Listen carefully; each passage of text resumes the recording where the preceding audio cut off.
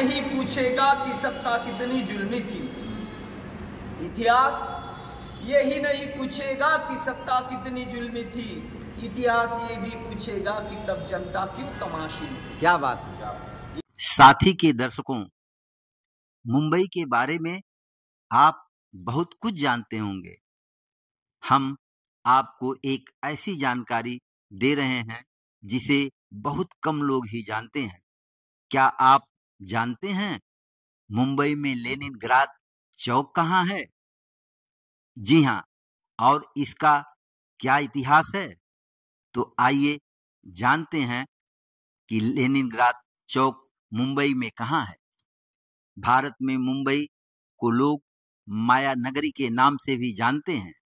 हम दादर के प्रभा देवी इलाके के सयानी रोड के पास विश्व के मजदूरों के महान नेता और रूसी क्रांति के हीरो कॉमरेड व्लादिमीर लेनिन, जिनके नाम से बने लेनिनग्राद चौक पर हैं। लेनिनग्राद चौक मुंबई में एक बोर्ड लगा है जिस पर अंग्रेजी में लिखा है। उसमें यह लिखा है कि यह चिन्ह 1983 में स्थापित किया गया, जिसे 2023 में सेंट पीटर्सबर्ग यानी लेनिनग्राद और मुंबई तब बॉम्बे के बीच जुड़वा संबंधों की 56वीं वर्षगांठ मनाने और दो मैत्रीपूर्ण शहरों के बीच दीर्घकालिक सांस्कृतिक और आर्थिक संबंधों को मान्यता देने के लिए पुनर्निर्मित किया गया था। बोर्ड पर यह भी लिखा है, महाराष्ट्र सरकार, सेंट पीटर्सबर्ग सरकार, बृहन्मुंबई नगर निगम, मुंबई में रूस के महावाणिज्य दूतावास, मुंबई में रूसी विज्ञान और संस्कृति केंद्र की पहल और समर्थन से पुनः स्थापित है। लेनिनग्राद चौक के बगल में भूपेश गुप्ता भवन है। कॉमरेड भूपेश गुप्ता एटक के महासचिव और भारतीय कम्युनिस्ट पार्टी के राष्ट्रीय महासचिव के साथ ही लंबे समय तक भारत की संसद राज्यसभा के सांसद रहे।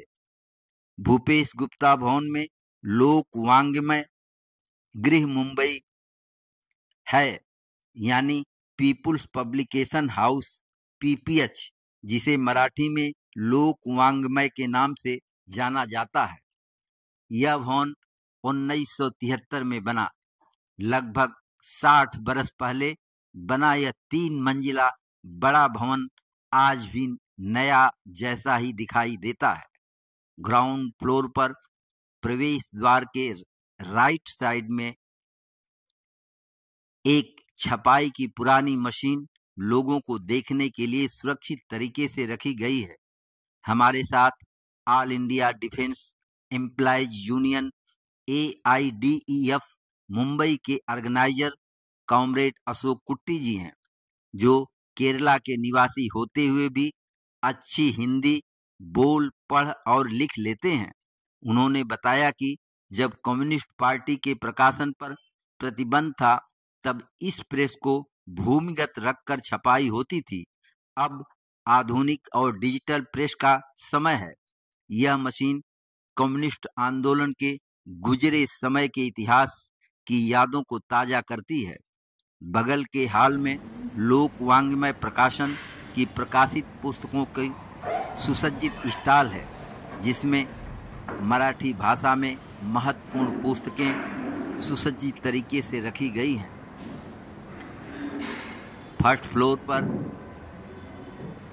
एक सुंदर कार्यालय और बैंक, एक दवाखाना रेंट पर है और प्रकाशन का कार्यालय। सेकेंड फ्लोर और थर्ड फ्लोर पर 2 बड़े कॉन्फ्रेंस हॉल, जो मीटिंग के लिए और ज़रूरतमंद लोगों को ठहरने की जहां फ्री व्यवस्था है। हम भी एक रात इसमें रुके। कॉन्फ्रेंस हॉल में कामगारों के लोकप्रिय नेता, मधुर भाषी एटक के राष्ट्रीय सेक्रेटरी कॉमरेड सुकुमार दामले, तथा एटक की राष्ट्रीय सेक्रेटरी बबीता रावत, अशोक कुट्टी और हम साथ हैं। कॉमरेड दामले भूपेश गुप्ता भवन और प्रकाशन से संबंधित बहुत सारी जानकारी साझा करते हैं। इस भवन में बहुत ही सुखद और शांति का एहसास हुआ। औरंगाबाद निवासी एक कॉमरेड जो भूपेश गुप्ता भवन में ठहरे हुए थे, उन्होंने डफली पर हिंदी में एक सुंदर गीत सुनाया जिसे आप पसंद करेंगे।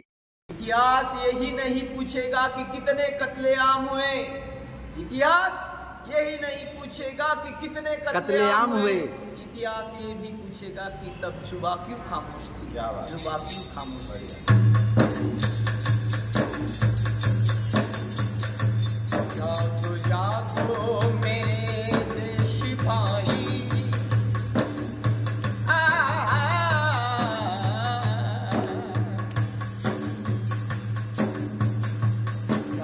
जागो मेरे देश भाई, देश लूटे बनवलिशाही।